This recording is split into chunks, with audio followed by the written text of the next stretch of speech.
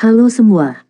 Apa kabar untuk hari ini? Semoga harimu selalu menyenangkan ya bro. Selamat datang di channel YouTube saya. Tolong dibantu subscribe, like dan share ya, supaya saya terus semangat bikin kontennya. Wakakakak. Soul Land 2 chapter 530.1. Pergi. Aku akan kembali ke Akademi Shrek dengan kakak iparmu besok pagi. Saya harap Anda akan menjadi kaisar jiwa pada saat saya kembali. Petik 2. Saudaraku, aku pasti akan melakukan yang terbaik. Dai Luoli hendak berbalik dan pergi. Namun, dia tiba-tiba berhenti dan berbalik. Dia memiliki ekspresi canggung di wajahnya ketika dia bertanya, "Saudaraku, apakah kamu benar-benar tidak akan mengakui dia sebagai ayahmu?" Dalam 2 tahun ini, ia telah banyak menua. Kalau saja Anda berada di sisinya. Cukup, Huo Yuhao menggeram tak senang. Dai Luoli tertegun. Huo Yuhao menjadi tenang sebelum melanjutkan, "Lari. Saya secara alami akan menyelesaikan bisnis saya dengannya di masa depan." Setelah Dai Luoli pergi, Huo Yuhao menggosok wajahnya dengan tangannya. Tang Wutong berdiri di belakangnya dan memijat bahunya. "Wutong, aku benar-benar tidak tahu bagaimana memilah hubunganku dengannya. Sejujurnya, kebencian saya padanya telah berkurang. Tapi apakah aku benar-benar tidak akan membalas ibuku?" Huo Yuhao hanya bisa berbagi pikiran sejatinya dengan Tang Wutong. Tang Wutong menjawab, "Terlepas dari apakah Anda berencana membalas dendam atau tidak, Anda harus membereskannya cepat atau lambat. Namun, sekarang jelas bukan waktu yang tepat. Sejujurnya, tidakkah Anda berpikir bahwa hari-harinya telah ditentukan? Jika Kekaisaran Sun Moon akan meluncurkan serangan lain di pegunungan Mingdo, Kekaisaran Luo Star mungkin tidak dapat menangkis mereka. Oleh karena itu, masalah yang paling mendesak adalah memenangkan pertempuran yang akan segera terungkap." Setelah mendengar kata-katanya, Huo Yuhao mengangguk setuju. "Ya kau benar, tidak ada keluarga tanpa negara." Petik 2. Setelah bermeditasi sepanjang malam, baik Huo Yuhao dan Tang Wutong merasa segar. Setelah itu, mereka berpamitan dengan Duke Harimau Putih sebelum kembali ke kota Shrek. Di istana Kekaisaran Sun Moon. "Apa? Pangeran telah kembali?" Su Tianran terkejut ketika dia melihat Juzi, yang memeluk pangeran dan merobek di depannya. Meskipun dia tidak punya banyak perasaan untuk pangeran, yang bukan anaknya sendiri, dia mengerti pentingnya keberadaan pangeran ini untuk stabilitas kekaisaran. Memiliki seorang pangeran berarti ada penerus tahta. Oleh karena itu, ia bertekad menggunakan semua metode yang memungkinkan untuk memungkinkan Juzi memulihkan pangeran. Su Tianran kembali tenang dan bertanya, "Apa yang terjadi?" Juzi menitikkan air mata kegembiraan saat dia menjawab, "Aku tidak tahu apa yang terjadi. Setelah memeriksa para prajurit pagi ini, saya kembali dan menemukan pangeran terbaring di tempat tidur. Dia hanya bersenang-senang sendiri. Saya tidak tahu siapa yang mengirimnya kembali." Jawabannya tidak mengandung informasi yang berguna sama sekali. Su Tianran mengerutkan kening dan berkata, "Sebelumnya, mereka yang bertitel Doluo menculik pangeran untuk memerasku. Mengapa mereka mengembalikan pangeran dengan mudah? Mungkinkah mereka melakukannya karena hati nurani mereka?" Su Tianran tidak akan pernah percaya gagasan seperti itu. Dia tidak percaya pada keberadaan hati nurani. Di matanya, minat dan manfaat mengatur alam semesta kita. Meskipun diinterogasi tentang perinciannya, Juzi tetap sangat berhati-hati dengan jawabannya, dan tidak mengungkapkan rincian yang tidak perlu. Dia adalah wanita yang cerdas, dan telah mengarang cerita bersama dengan semua detail menit sebelumnya. Dia hanya menunda berita 1 malam. Setelah memeriksa dengan Juzi, Su Tianran memanggil para penjaga dan menginterogasi mereka. Tidak ada keraguan bahwa hidup mereka telah terbalik setelah gagal menghentikan pengganggu di waktu yang lain. Selain informasi acak yang tidak berguna, mereka tidak dapat memberikan sesuatu yang bermanfaat. Setelah menghukum mereka karena kegagalan mereka di lain waktu, Su Tianran tidak melanjutkan masalah ini. Dia memerintahkan tabib istana untuk memastikan pangeran baik-baik saja dan menghentikan semua penyelidikan. Bagaimanapun, dia masih sangat mempercayai Juzi. Bahkan, dia bisa dikatakan orang yang paling dia percayai. Tidak ada orang lain yang dia percayai. Su Tianran bahkan berencana untuk mengandalkannya untuk menaklukkan dunia baginya. Dia menangis di hari ketika pangeran menghilang. Su Tianran selalu merasa tidak enak karena membiarkan insiden itu terjadi. Sekarang setelah pangeran kembali, dia merasa bahwa mengajukan terlalu banyak pertanyaan tidak akan sesuai. Sepertinya orang-orang itu pasti mulai panik setelah melihat pasukan kita berkumpul, dan telah memutuskan untuk mengembalikan pangeran kepada kita. Apakah mereka benar-benar berpikir ini akan menghentikan saya dari ambisi saya menaklukkan dunia? Mereka pasti melamun. Permaisuri saya, rencana kami akan tetap sama. Setelah kami selesai dengan persiapan kami, Anda masih akan menjadi komandan 3 tentara. Juzi mengangguk sambil memeluk putranya dengan erat. Dia berbisik, Yang Mulia, saya punya permintaan kecil untuk dibuat. Lanjutkan, Su Tianran berbicara. Juzi ragu beberapa saat sebelum melanjutkan. Hilangnya pangeran telah mengambil banyak hal dari saya. Saya tidak bisa berhenti menyalahkan diri saya sendiri karena tidak melindunginya dengan baik. Kali ini, karena aku akan pergi untuk waktu yang lama untuk kampanye, aku ingin membawa pangeran bersamaku untuk mencegah terulangnya kejadian ini. Setelah mendengar kata-katanya, Su Tianran menjadi marah. Apa? Anda ingin membawa pemimpin masa depan kekaisaran kita ke medan perang? Juzi, sudahkah egomu pergi ke kepalamu? Beraninya kau mengajukan permintaan seperti itu padaku. Juzi berlutut di depan Su Tianran. Dia tidak mengatakan apa-apa saat air mata mulai mengalir di pipinya. Hati Su Tianran mulai melembut saat dia berdiri dan berjalan ke arahnya. Aku tidak bisa membiarkanmu melakukan ini. Bagaimana saya bisa membiarkan penerus tahta saya meninggalkan istana? Anda dapat yakin bahwa saya akan meningkatkan keamanan istana setelah Anda pergi. Saya akan memastikan saya mendapatkan seseorang untuk melindungi pangeran dan memastikan bahwa dia tidak membahayakan. Saya menjamin Anda bahwa semua hal di atas akan dilakukan. Anda tahu betul bahwa meskipun pangeran itu bukan anak saya sendiri, saya tidak memiliki peluang untuk memiliki anak saya sendiri. Di masa depan, setiap bidang tanah dan setetes air yang saya miliki akan menjadi miliknya.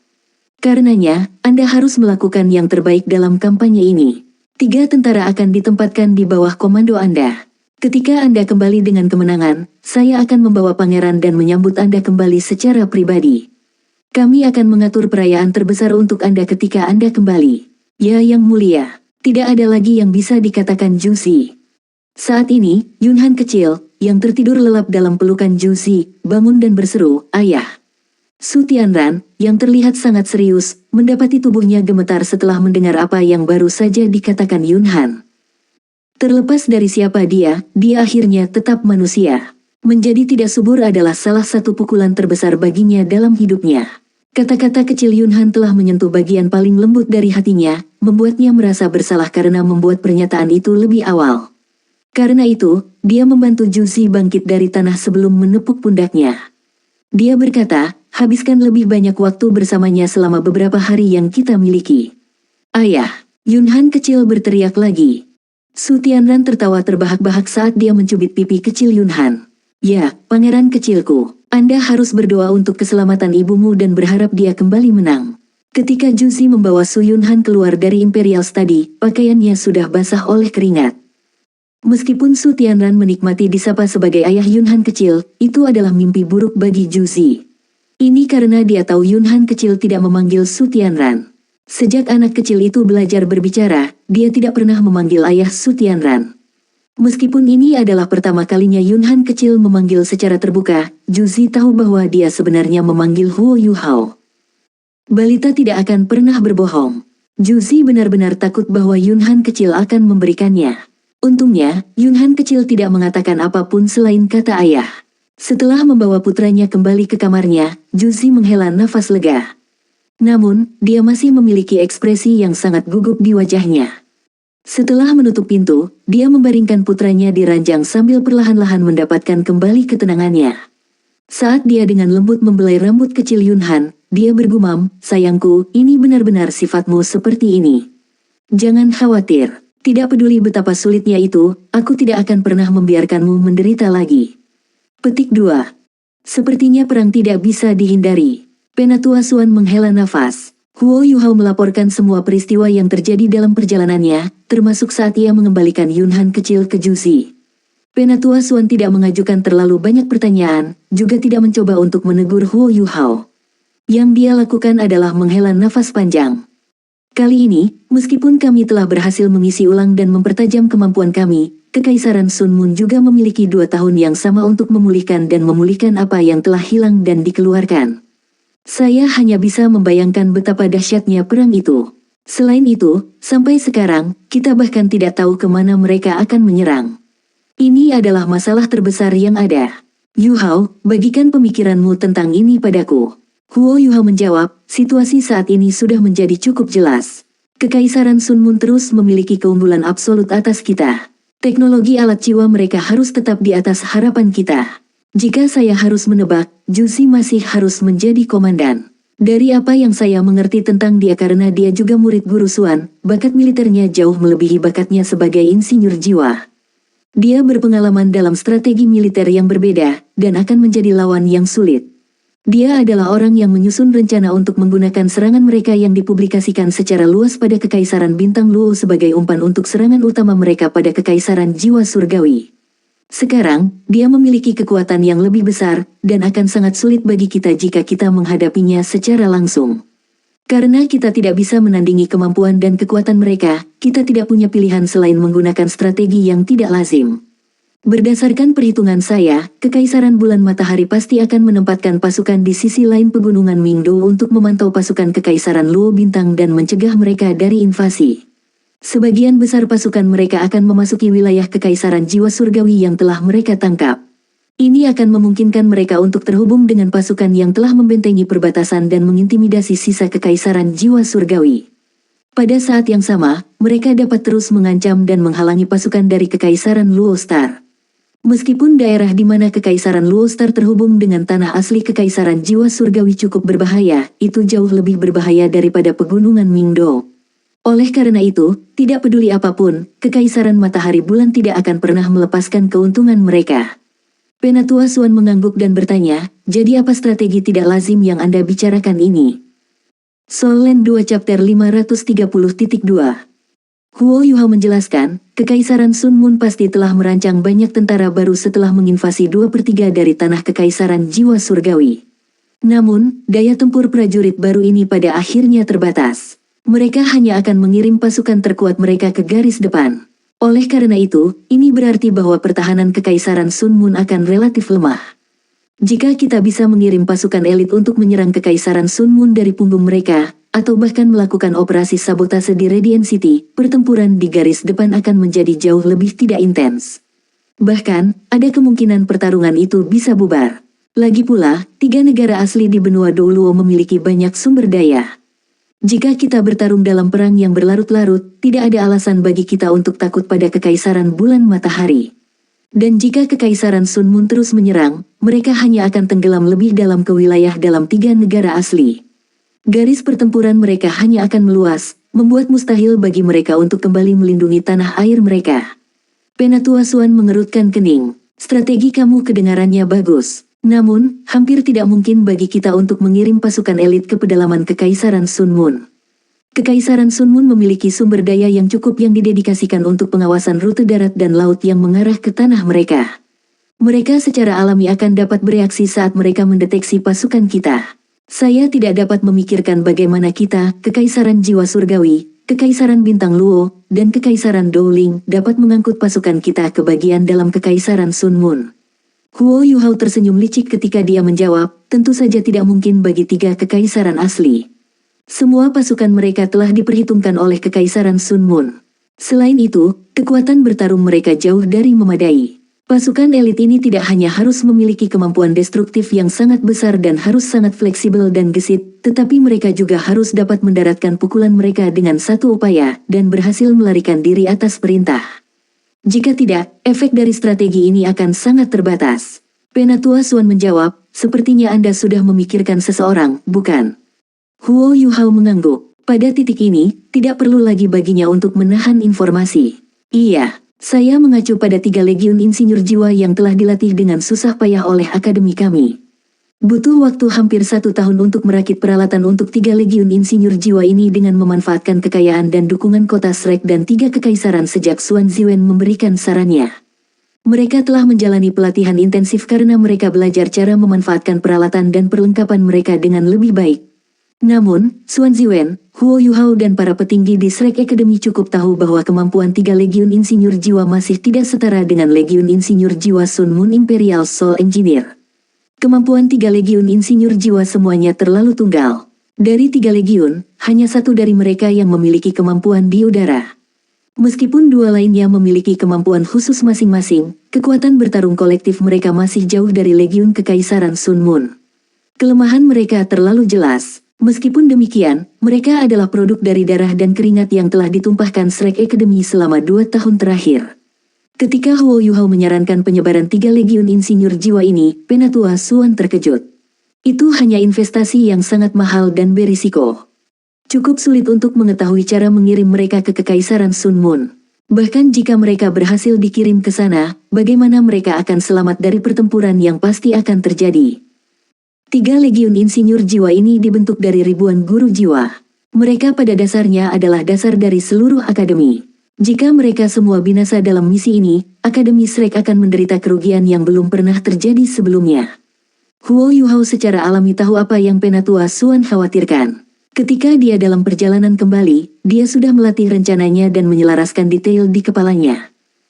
Penatua Suan, apakah Anda lupa bahwa saya memiliki Demiplan Spektral? Saya tahu kita tidak akan bisa membawa ribuan master jiwa di Legiun ke Kekaisaran Sun Moon. Namun, jika itu hanya aku sendiri, alat-alat jiwa pengawasan itu tidak akan berpengaruh padaku. Mereka pada dasarnya akan menjadi buta. Dan ini sudah dipastikan dari perjalanan berulang-ulang saya ke Kekaisaran Sun Moon. Setelah mendengar kata-kata Huo Yuhao, Penatua Suan tertegun. Namun, tak lama kemudian, senyum muncul di wajahnya. Kegembiraannya diterjemahkan ke dalam gelombang spiritual yang kuat yang keluar dari tubuhnya dan mengirim Huo Yuhao terhuyung mundur beberapa langkah ke belakang. Tepat sekali, meskipun Demiplan spektralnya berisi makhluk spektral dan memiliki ruang terbatas, jika Huo Yuhao mampu mengukir ruang untuk menampung pasukan, sebenarnya mungkin untuk mengangkut mereka ke belakang Kekaisaran Sun Moon. Penatua Suan mendapati jantungnya berdetak lebih cepat. Huo Yuhao berkata, lebih baik jika kita pergi dengan lebih sedikit orang untuk operasi seperti itu. Bahkan membawa 3 legiun akan mengurangi fleksibilitas dan kelincahan kami, meskipun Demiplan Spektral saya akan lebih dari sekadar mengimbanginya. Kami akan menjadi unit yang paling tidak terduga yang pernah ada. Sepertinya mereka semua telah dilengkapi dengan alat jiwa tipe terbang kelas 9. Meskipun akan membutuhkan waktu untuk mengangkut mereka, jumlah waktu yang dibutuhkan masih sangat singkat dibandingkan dengan sarana transportasi konvensional. Selama ketiga kekaisaran mampu menunda pasukan Kekaisaran Sun Moon, saya yakin bahwa kita dapat mendatangkan malapetaka di bagian dalam Kekaisaran Sun Moon. Bahkan, ada peluang bagus bahwa kita bisa mengancam Radiant City. Jika itu terjadi, kami akan mencapai sesuatu yang spektakuler. Setelah mendengar apa yang dikatakan Huo Yuhao, Penatua Suan menarik napas dalam-dalam sebelum berbicara dengan keyakinan. Mari kita bersama-sama semua orang di Paviliun Dewa Laut untuk menghadiri konferensi untuk membahas hal ini. Kita hanya harus berhasil, dan tidak gagal. Yuhao, kamu harus memikul tanggung jawab untuk operasi ini. Petik 2. Karena rencana itu disarankan oleh Huo Yuhao, ia menerima perintah tanpa keluhan. 1 jam kemudian, semua orang, termasuk Bei Bei dan Zhang Lexuan, berkumpul bersama dan memulai konferensi. Huo Yuhao menjelaskan apa yang telah dia bagikan dengan Penatua Suan kepada yang lain yang tidak hadir sebelumnya. Setelah mendengar taktiknya yang berani, semua tetua di Paviliun Dewa Laut tidak bisa mempercayai telinga mereka. Bahkan, beberapa tetua bahkan tidak tahu bahwa Huo Yuhao memiliki Demiplan Spektral. Yuhao, bagaimana kamu memastikan bahwa makhluk spektral dalam Demiplan Spektralmu tidak akan menyerang orang-orang kita? Apakah tindakan pembatasan Anda dijamin akan berhasil bahkan ketika Anda tidak ada? Anda harus memahami bahwa Anda harus terbang di luar ketika Anda mengangkut Demiplan Spektral ke Kekaisaran Matahari Bulan. Jika ada sesuatu yang terjadi di dalam Demiplan ketika Anda berada di luar, itu mungkin hanya akan menjadi lelucon terbesar yang pernah ada. Huo Yuhao menjawab, bisakah saya mengundang semua sesepuh untuk memasuki Demiplan Spektral saya? Saya percaya akan lebih mudah untuk menunjukkan kepada Anda apa itu sebenarnya daripada mencoba menjelaskan dengan kata-kata. Petik 2. Para tetua semua mengerti bagaimana Demiplan Spektral akan menjadi kunci untuk membalikkan tabel. Jika mereka tidak dapat melihatnya dengan mata kepala sendiri, bagaimana mereka bisa merasa nyaman dengan rencananya? Setelah Huo Yuhao melantunkan beberapa mantra, pintu yang gelap gulita terbuka, dan Huo Yuhao memimpin para tetua ke Demiplan Spektralnya. Langit dalam Demiplan Spektral gelap dan abu-abu. Setelah masuk, mereka merasakan atmosfer mencekik. Tekanan ini sangat jelas bagi orang yang masih hidup. Angin sepoi-sepoi bertiup melintasi tanah ketika beberapa tentara kerangka berjalan berkeliling tanpa tujuan di kejauhan. Setelah mendeteksi keberadaan makhluk hidup, mereka mendongak dan mulai bergerak menuju sekelompok orang dari Akademi Shrek. Sebuah cahaya keemasan berkedip di mata Huo Yuhao, dan segera, para prajurit kerangka itu melihat ke bawah lagi dan melarikan diri.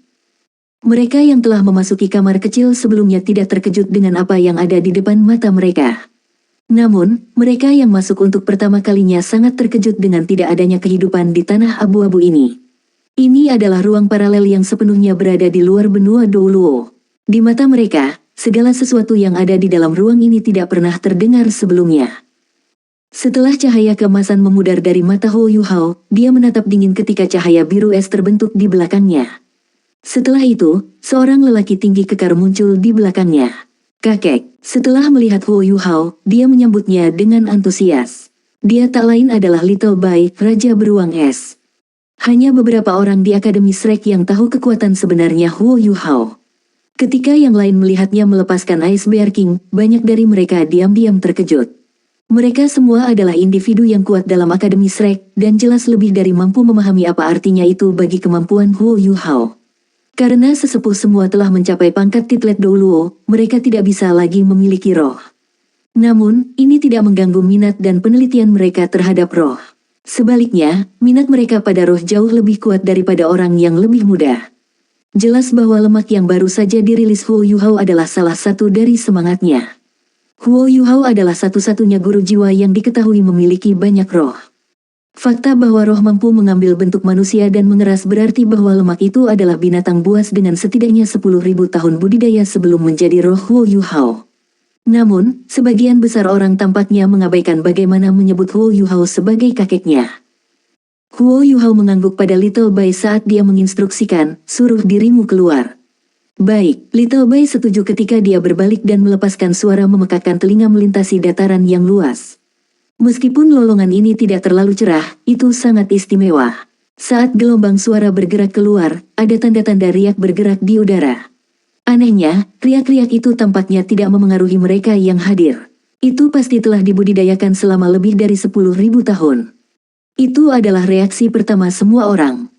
Tidak butuh waktu lama sebelum suara berdengung yang dalam terdengar dari jauh. Ketika tanah mulai bergetar, sekelompok orang dapat melihat bagaimana makhluk spektral mulai bergerak menjauh, seolah-olah mereka melarikan diri dari pemangsa alami mereka. Tak lama, sosok raksasa muncul dalam visi mereka. Ya, sangat humongous. Sungguh humongous. Orang besar ini tingginya lebih dari 100 meter. Tubuh berototnya bahkan lebih tebal dan lebih luas dari beberapa gunung yang lebih kecil. Itu ditutupi lapisan bulu abu-abu. Ketika berlari, ada aliran udara abu-abu kebiru-biruan samar yang berdesir di sekitar tubuhnya. Hal yang paling aneh tentang itu adalah matanya. Ada nyala api biru yang kuat membakar di rongga matanya. Selama berlari, beberapa api keluar dari sudut matanya. Meskipun para tetua Akademi Shrek semuanya sangat kuat, mereka masih bisa merasakan tekanan di udara ketika mereka melihat orang besar ini. Sungguh beruang yang besar. Zhang Lexuan tersentak kaget. Soul Land 2 Chapter 530.3. Ya, itu adalah beruang setinggi 100 meter. Penampilannya telah mengirim semua makhluk spektral, termasuk naga kerangka menakutkan yang terbang tinggi di langit, bergegas pergi. Seolah-olah itu adalah raja dunia mayat hidup, dan itu sebenarnya adalah kebenaran. Beruang raksasa hanya berhenti setelah mencapai tempat di mana kelompok itu berkumpul. Sekarang setelah lebih dekat dengan mereka, para tetua bisa merasakan betapa kuatnya kekuatan jiwanya. Bahkan, itu memancarkan lebih dari sekedar kekuatan jiwa, itu juga memancarkan aura spektral yang padat. Bayi kecil melambaikan tangannya saat beruang raksasa menurunkan tubuhnya. Bayi kecil melompat ke bahu beruang sebelum beruang raksasa berdiri lagi. Setelah itu, ia mencondongkan tubuhnya ke depan seolah membungkuk ke Huo Yuhao. Huo Yuhao mengangguk untuk mengakui busur dari beruang itu. Setelah itu, dia menoleh ke tetua dan tersenyum. Beruang raksasa ini adalah bentuk fisik asli Little Bai. Sebelumnya, Little Bai dan saya melakukan fusi roh kami dalam Demiplan Spektral. Itu selama waktu itu ketika tubuh Little Bai mulai berubah karena alasan yang tidak diketahui. Entah bagaimana itu berhasil tetap hidup. Akibatnya, saya tidak bisa mendapatkan tulang jiwanya. Tapi sebagai balasannya, ini membuatnya lebih kuat dari sebelumnya. Sekarang, itu adalah pejuang terkuat di Demiplan Spektral saya. Itu adalah raja sejati dari tempat ini dan karenanya, saya yakin bahwa tuan jiwa kita tidak akan mengalami bahaya di bawah perlindungannya. Huo Yuhao telah memberi tubuh Little Bai nama Erbai. Tentu saja, itu dinamai dengan cara ini hanya karena kenyamanan. Sebelumnya ketika Erbai tersambar petir, ia berhasil menyerap aura spektral dalam demiplan spektral dan membentuk api spiritualnya sendiri. Tentu saja, api spiritualnya terbentuk dari sisa-sisa yang ditinggalkan oleh Little Bai ketika dia mentransfer rohnya ke Huo Yuhao. Alasan utama mengapa Huo Yuhao tidak mengambil tulang jiwa dari tubuh Little Bai adalah karena tulang jiwa telah menjadi sumber energi untuk Erbai. Setelah 2 tahun ini, Erbai sudah mendapatkan benteng di bidang spektral. Seperti yang dijelaskan Huo Yuhao, dia sudah menjadi raja demiplan spektral. Karena Erbai dan Little Bai terhubung dengan hati, bahkan jika Huo Yuhao tidak berada dalam demiplan spektral, ia dapat memantau situasi Erbai melalui Little Bai. Oleh karena itu, tidak akan menjadi masalah baginya untuk menjaga dan melindungi tentara yang akan ditempatkan dalam demiplan spektral di masa depan. Penatua Song mengangguk dan berkata, "Yuhao, iblismu benar-benar luar biasa. Setelah melihat bagaimana hal-hal bekerja dalam pesawat ruang angkasa Anda, saya bersedia mendukung saran Anda." "Terima kasih, Penatua Song." Huo Yuhao dengan tergesa-gesa berterima kasih kepada Penatua Song. Selanjutnya, semua tetua mengangguk setuju ketika mereka memberikan persetujuan mereka untuk rencana Huo Yuhao. Sejujurnya, selain metode ortodoks Huo Yuhao, tidak ada dari mereka yang punya ide yang bisa membawa harapan pada situasi saat ini. Meskipun Akademi Shrek sangat kuat, masih akan sangat sulit bagi mereka untuk melawan pasukan Kekaisaran Sun Moon jika mereka melancarkan serangan terhadap mereka. Lebih jauh lagi, tidak mungkin bagi Kekaisaran Sun Moon untuk melepaskan Akademi Shrek, terutama setelah apa yang telah mereka lakukan sebelumnya untuk mengganti nama benua Sun Moon dengan Douluo Benua. Kebencian Kekaisaran Sun Moon untuk Shrek Academy telah menjadi salah satu yang menyangkut kebanggaan Kekaisaran Sun Moon. Oleh karena itu, Akademi Shrek hanya bisa berdiri di sisi berlawanan Kekaisaran Sun Moon. Tidak ada pilihan lain. Selama beberapa tahun ini, Akademi Shrek telah membuat kemajuan luar biasa dalam hal pengembangan alat jiwa mereka.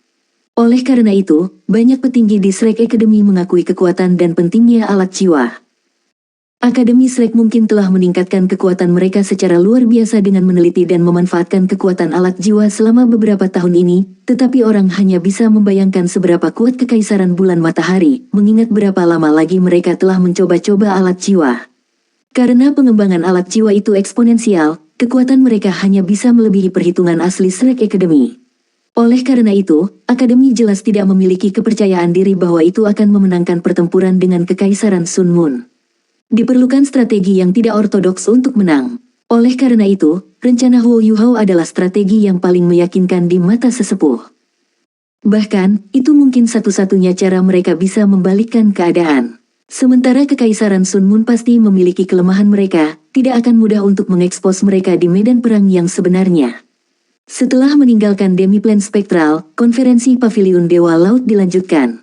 Suasana di konferensi itu tampak lebih optimis. Tidak dapat dipungkiri bahwa keberadaan demiplan spektral telah menjadi kartu truf Shrek Academy untuk naik melawan Kekaisaran Sun Moon. Di antara sesepuh yang kuat, beberapa dari mereka sangat terampil dalam seni perang. Para sesepuh itu mulai menawarkan saran untuk lebih meningkatkan rencana Huo Yuhao. Mereka butuh 1 hari penuh sebelum konferensi berakhir. Shrek Academy membuat keputusan akhir untuk memobilisasi 3 insinyur-insinyur jiwa dan mematuhi rencana Huo Yuhao. Akademi tidak akan mengirim atasan untuk berpartisipasi dalam operasi ini. Sebaliknya, mereka akan menuju ke garis depan Kekaisaran Jiwa Surgawi untuk menipu pasukan dari Kekaisaran Sun Moon. Operasi ini terutama akan diselenggarakan oleh Sekte Tang.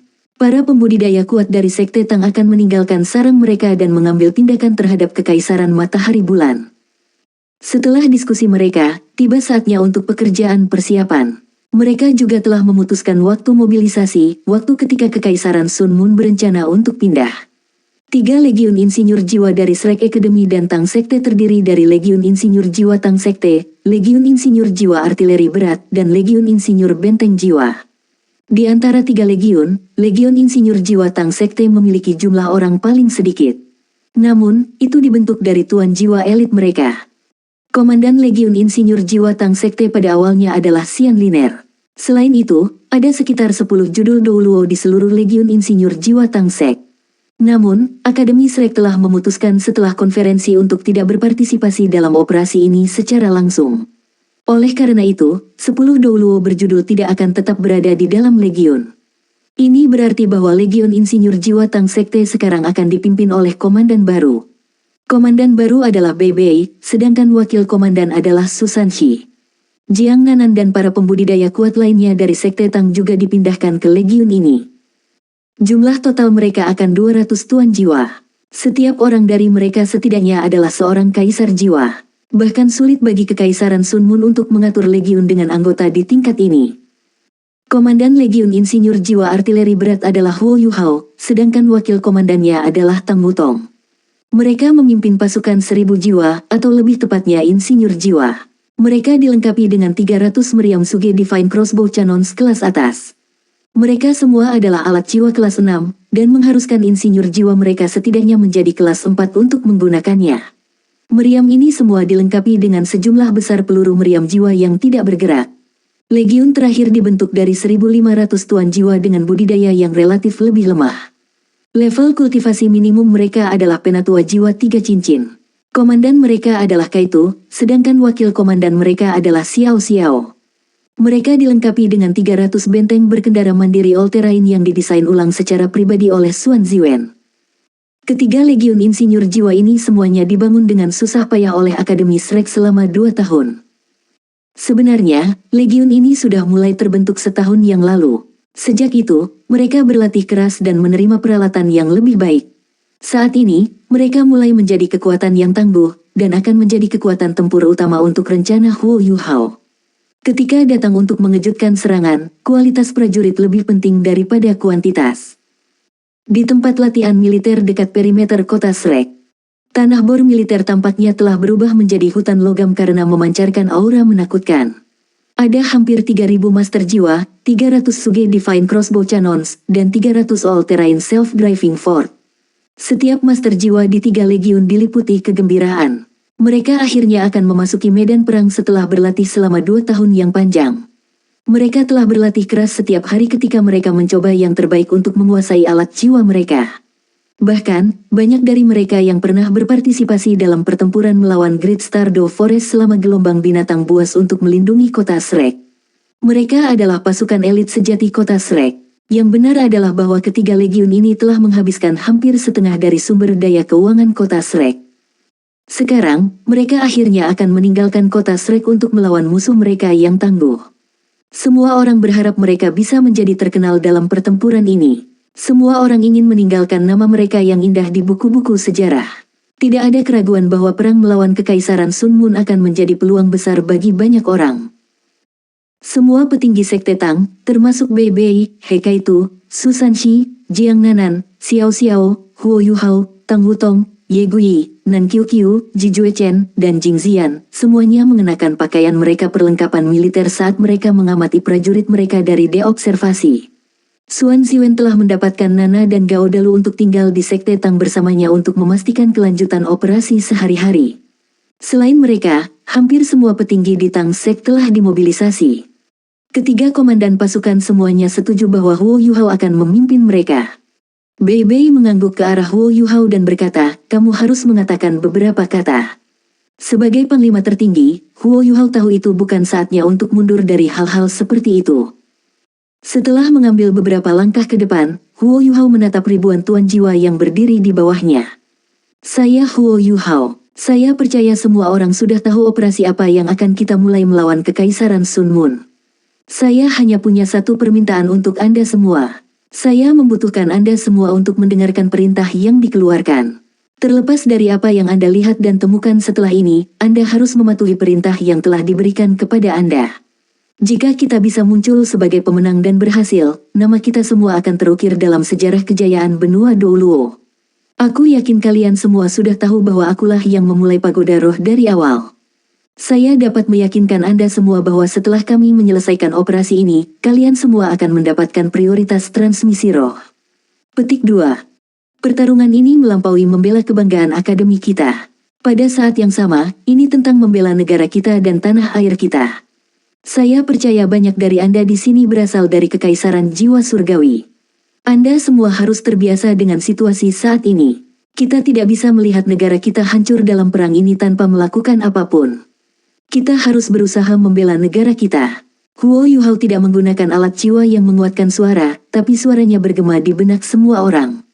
Energi spiritualnya yang kuat mampu menyelimuti seluruh wilayah latihan militer. Strategi kami akan berbeda dari semua yang Anda ketahui. Saya menyebutnya taktik teleportasi. Sekarang, saya akan menggunakan kemampuan saya untuk memungkinkan Anda semua untuk beristirahat di dunia lain. Yang harus Anda lakukan adalah beristirahat dan bersiap-siap untuk pertarungan yang akan datang. Saat dia selesai pidatonya, 8 cincin jiwa mulai terbentuk di sekitar tubuhnya. Karena penampilan pagoda roh, Huo Yuhao telah lama mencapai status legendaris. Tetapi hanya sedikit orang yang menyaksikannya melepaskan jiwa bela dirinya.